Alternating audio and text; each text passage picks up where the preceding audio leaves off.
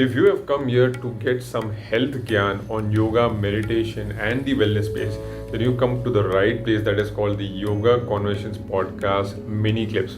We'll be having multiple guests ranging from Simon Bog Olivier to Khurshid Batlewala. So let's get into it. So now, moving on to a food question. Do you have any food choices which you strictly avoid? Lots of foods I strictly avoid. I mean, I don't like to eat anything packaged. I don't like to eat, anything. I mean, I like to eat fresh sattvic food. It doesn't matter what it is, but I like freshly cooked sattvic food from the land that I'm in. So I do travel a lot. I like, that's basic. It's just, I think, it's a big gamut of what you can eat and also what you can't eat. And of course, when there's no choice, you eat whatever's available. But, I really much rather not, it's so simple to like, you can get dal chawal everywhere, right? So, that's really like, khichdi is my favorite food. True. As in that is the best recommendation. Try to get as much local as possible. And if you can go a step ahead, grow it yourself. Absolutely. Beautiful. Exactly. I mean, if we don't have the luxury of being able to grow it ourselves, at least the least we can do is source it locally from the local farmer. Like he's working very hard to grow this beautiful food for us. And, all of the energy that goes into the nourishment of that plant is being consumed by us. So it's very powerful. And you won't find the same prana in the food or the same nourishment in the food if you ate, say like frozen foods or like, a can of foods, which, I mean, fortunately in India, we don't do that so much. So it's, actually, we are very, very blessed. Actually, the sad thing is that packaged food is so readily available and in such cheap quantities that easily people do fall into that trap.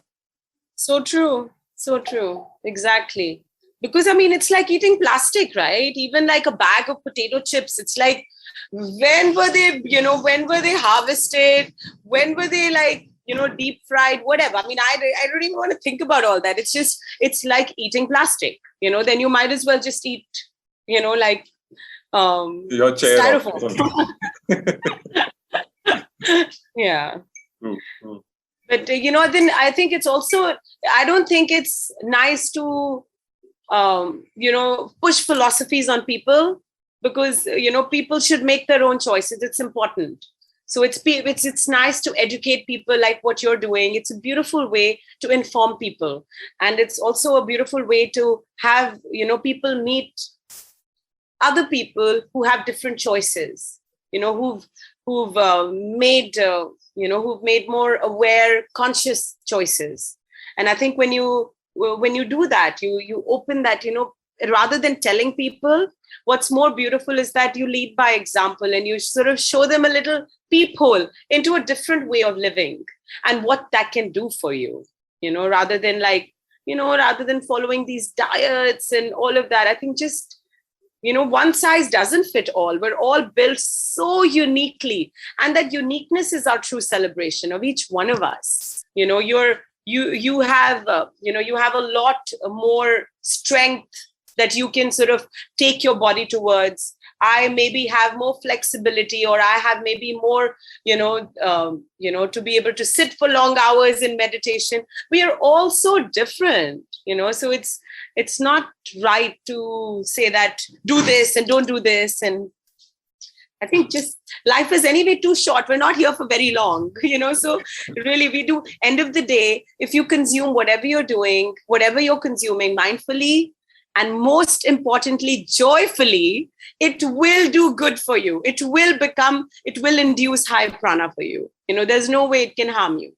So, anything can be made good for you or it can be made bad for you, depending on what is the bhava with which you're consuming it. That's very well said. That's very well said.